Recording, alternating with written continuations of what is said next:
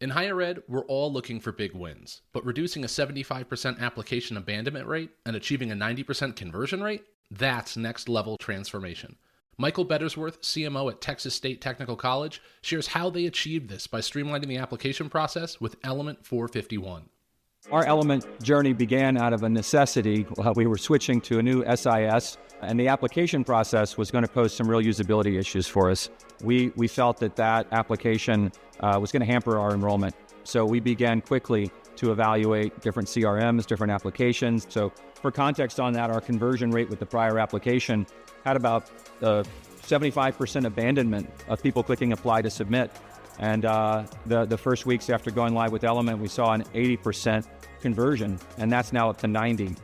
So improving the usability of that application on the front end process has had a significant advance in our intake. When technology works for students, it works for you. Visit element451.com to see how simplifying the application process with artificial intelligence will lead to significant results for your institution. You know, AI is a spotlight. So when a spotlight shines, it's not just focusing on what's working, it's exposing what isn't. Hit it! That's what I'm talking about. Wait! Okay, now, from the beginning. Hit it, boys. Welcome to Higher Ed Pulse, your Monday morning energizer covering insights and trends in higher ed marketing and enrollment. I'm Mallory Wilsey, bringing over 15 years of ed tech and marketing expertise to your earbuds. And I'm Seth Odell, joining the Pulse with my own adventures from leading marketing at top universities to founding Kanahoma, one of the industry's fastest growing digital marketing agencies. Each week, we bring you the kind of insider insights you typically only find over cocktails with your pals at a conference.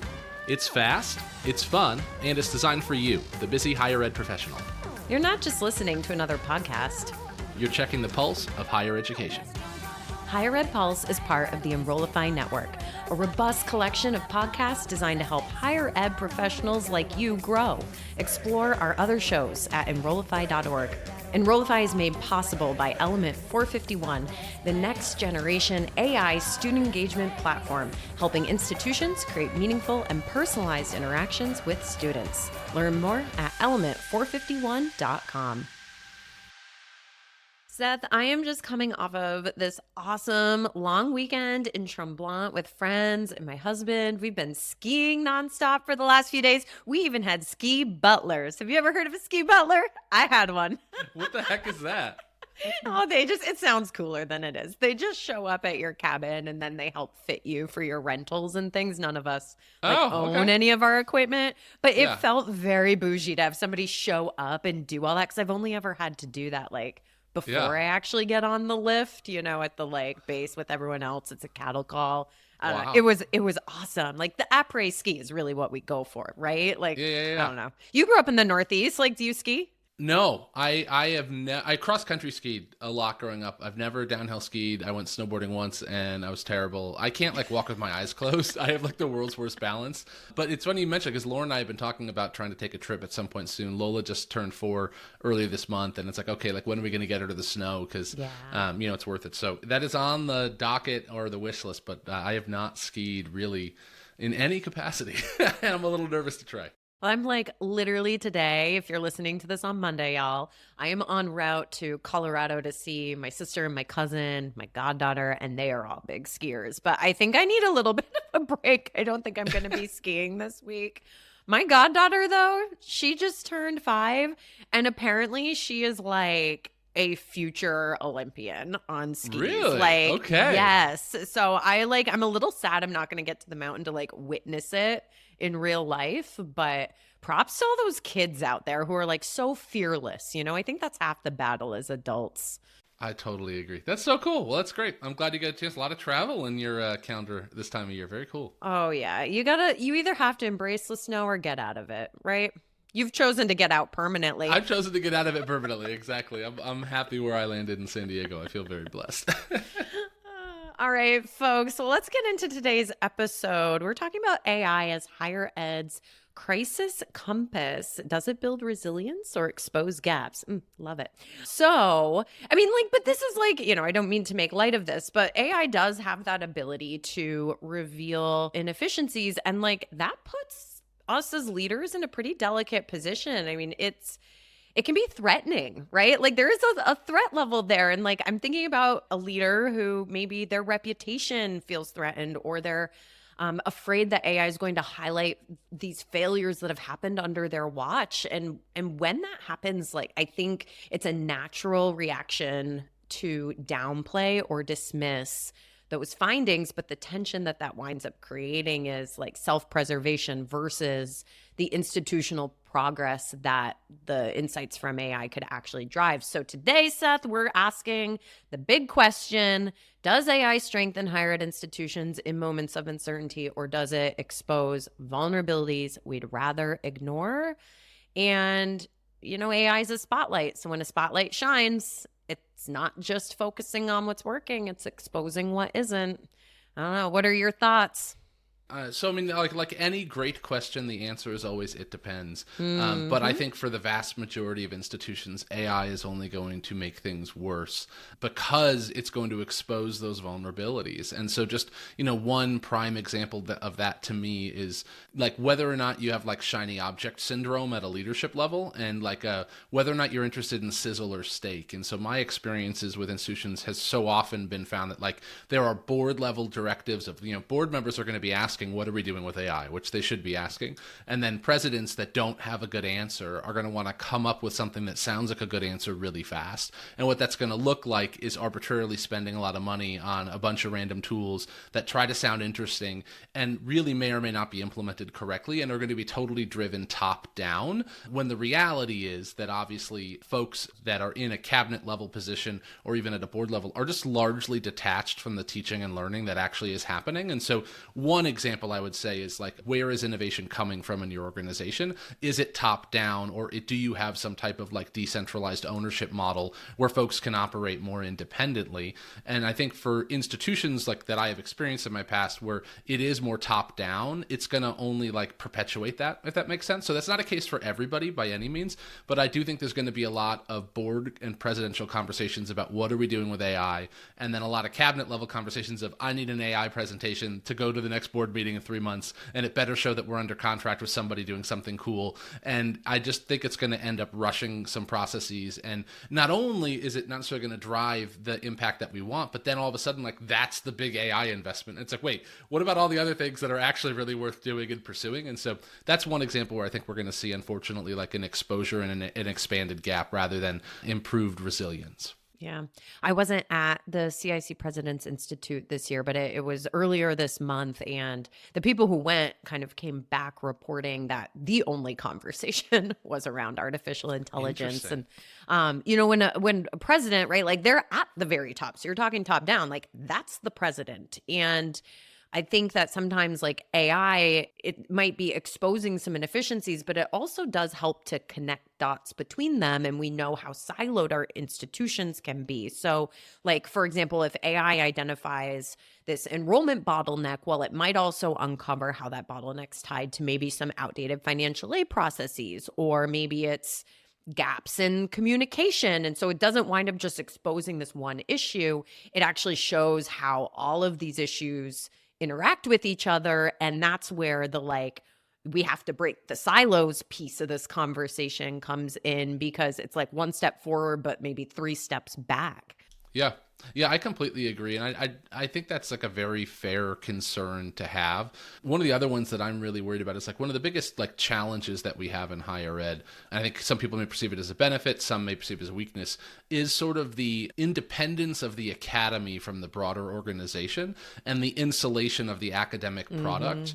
And one of the things I find so interesting is without question, my experience as a marketer in higher ed has been that the administration side of our industry has very much embraced AI and is looking at how can we leverage this technology to improve the way that we operate. But there are many institutions that are like going out of their way to keep AI out of the classroom.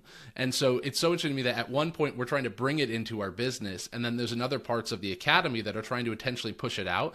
And that's a real vulnerability for many reasons, but one of them is this is probably my single biggest concern with AI in higher ed, is that the second graduates walk out of the classroom and into the office, they're going to be expected to utilize these tools to do their jobs, and they're being dramatically and demonstrably underserved if those AI tools are not only not being taught in the classroom, but are being restricted from entering the classroom in the first place. So you mentioned on like an episode, maybe it was a couple weeks ago now, that you had seen some stuff like on Reddit of people like faculty having this type of discourse. So that made me actually go look that up too. Yeah. I love Reddit. And I mean, just digging into some of these posts and the comments, like it's very clear that it's like the witch hunt, like we said the previous episode, use AI to detect AI, like versus like embrace the tool you have. It is such a big conversation. It's like the biggest search I'm seeing on Reddit is totally students saying I'm being accused of using AI, and in some cases they're claiming they really didn't, in other cases they may have. But like to me, like it's like you're going to enter the workforce, and like no one's going to care whether or not you leverage AI. They're going to measure you based on the quality of the output of your work, however it was originated. And so to me, that just feels like a really, really large gap. And that's another example where I think the gap is just widening, where it's like if we're insulating the academy and the academic product offering further from technology, that's only going to hurt. And also from a silo perspective, like you mentioned earlier, at the same time, we have other divisions of the institution that are going all in and investing in this from an enrollment perspective or a marketing perspective.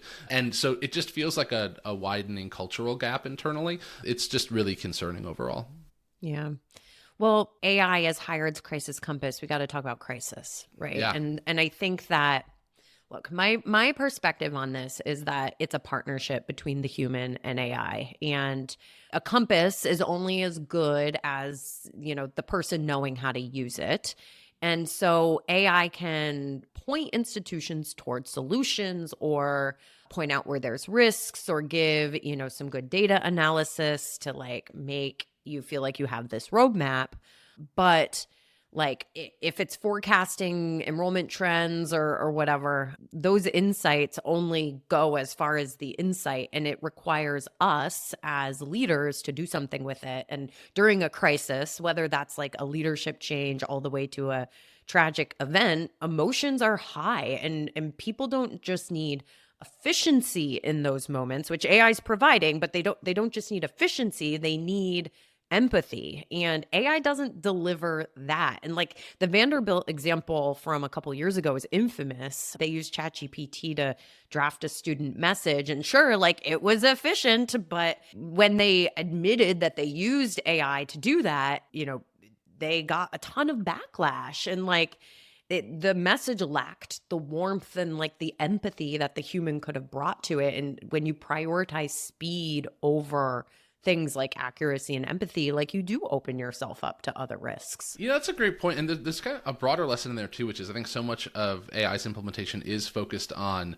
efficiency and not as much on quality, meaning like, can we leverage AI to produce something better, not just something faster and cheaper? And maybe that's just the evolution of AI, and like folks are looking first and foremost like, oh, how can I save costs or move faster? But to me, the much broader question is like, how can we do a demonstrably better job? Like, how can we leverage technology to do more better? And it doesn't have to necessarily be faster and cheaper. Like faster and cheaper, I guess, would be great if we can get those. But it does feel like the fast and cheap value props are almost at the forefront in many folks' decisions, if that makes sense. Yeah, and I think that's right. Like when I think about, like good tenets of marketing, right? You don't want to market on features, you want to market on the value, right? That's why Apple and the iPod didn't say how big the iPod was. It was 1,000 songs in your pocket, right? Like what's the benefit? What's the value? And I think you're right. A lot of the marketing that I'm seeing out there, higher ed companies and not higher ed companies, are really leaning into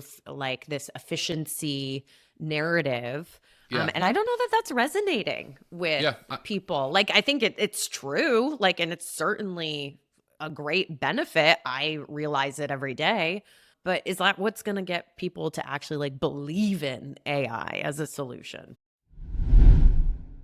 Struggling to make sense of endless research? At the AI Engage Summit, you'll get a hands-on tutorial and meet Notebook LM, Google's AI assistant that transforms complex information like academic papers and lecture videos into content that will engage your target audience. The event is free and virtual. Register now at enrollify.org/engage.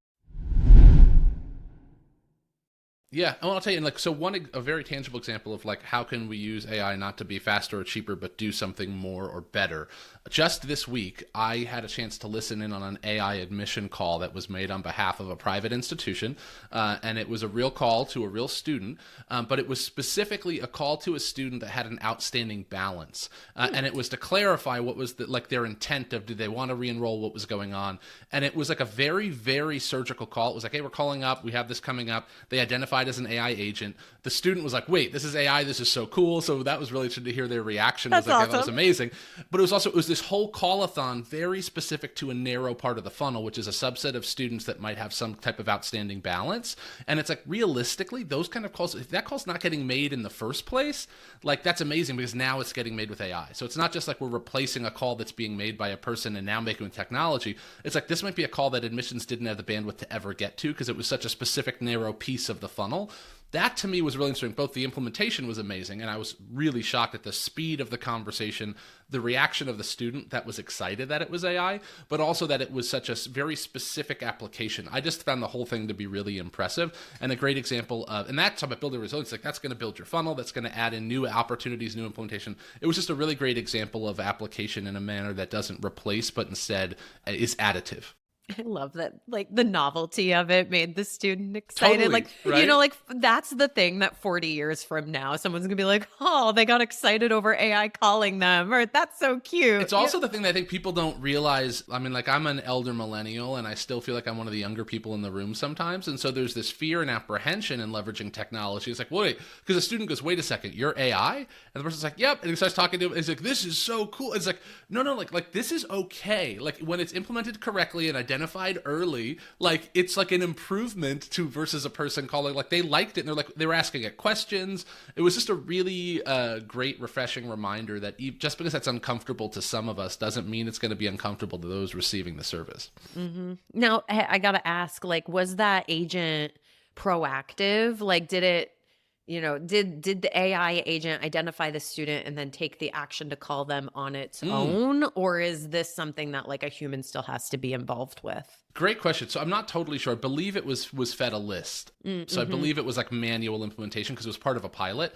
But I think the concept is that it should be able to read through the CRM and make those calls outbound on its own, which would be really interesting. Yeah. Well, I mean, that's kind of like maybe one of the final points to make around this topic. Like, AI has the ability to be predictive and take action when the right solutions are implemented versus us humans are always stuck in this reactionary mode. And so even again, back to like the point around crises, like, they're emotionally driven situations. And so, if AI can be used to spot stuff early or take some of the emotion out of it and be proactive with that information, like, that's great. Like, your example's excellent. Like, there's definitely schools that are already using early warning systems to track student engagement. So, like, if someone's skipping a bunch of classes or struggling, like, the system's flagging it. And that's where an AI agent can, like, similarly step in, to help prevent the attrition. And then that becomes a great success story for the institution because they can point to their AI agents as saying, like, hey, this is helping us retain our students. Totally. And I think when we think about AI as higher ed's crisis compass, the question, not to oversimplify, but I think if I was to try to summarize my thoughts, it's like, does it build resilience or expose gaps? The answer is, does your leadership build resilience or expose gaps? Like, this is going to expose great leaders. There's a large public R1 that's doing some incredible work with AI to teach overseas that I've been chatting with their chancellor about. I've seen presidents that have adopted really interesting approaches. And so part of it is, like, if you have strong centralized strategy, especially at the product level, you're probably going to continue to see resilience built.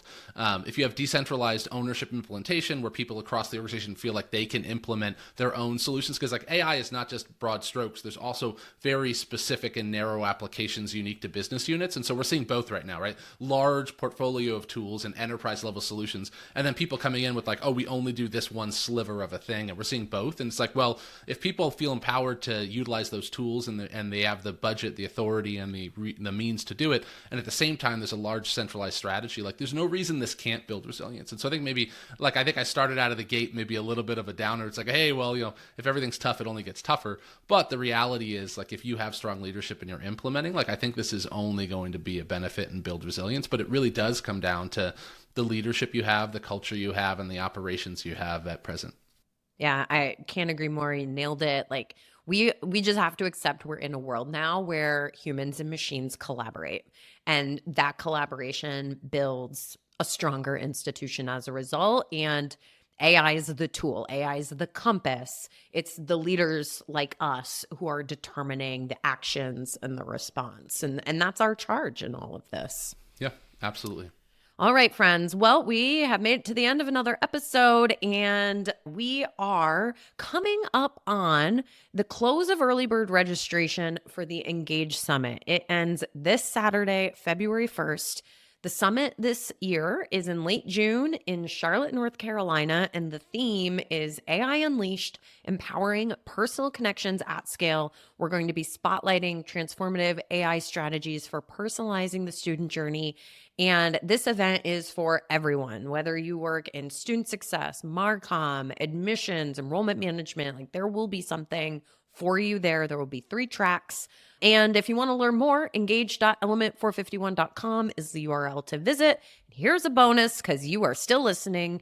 You can use the code ENROLLIFY50 and save even more on that early bird rate. That's going to get you the absolute best rate that we are offering this year. So engage.element451.com by Saturday. That is when this early bird registration closes. So do not wait, friends. We are very excited, and we'd love to see you in June. All of your favorite Enrollify creators are going to be there.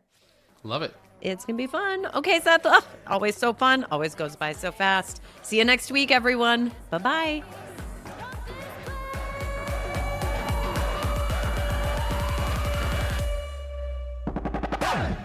The Higher Ed Pulse is part of the Enrollify Podcast Network. If you like this podcast, chances are you'll like other Enrollify shows too. Our podcast network is growing by the month, and we've got a plethora of marketing, enrollment, and higher ed technology shows that are jam-packed with stories, ideas, and frameworks, all designed to empower you to be a better higher ed professional. Our show helps higher ed marketers and admission pros find their next big idea and features a selection of the industry's best as your hosts. Learn from Brian Gross, Eddie Francis, Jenny Lee Fowler, and so many of your favorite leaders in higher ed. Enrollify is made possible by Element 451, the next generation AI student engagement platform, helping institutions create meaningful and personalized interactions with students. Learn more at element451.com.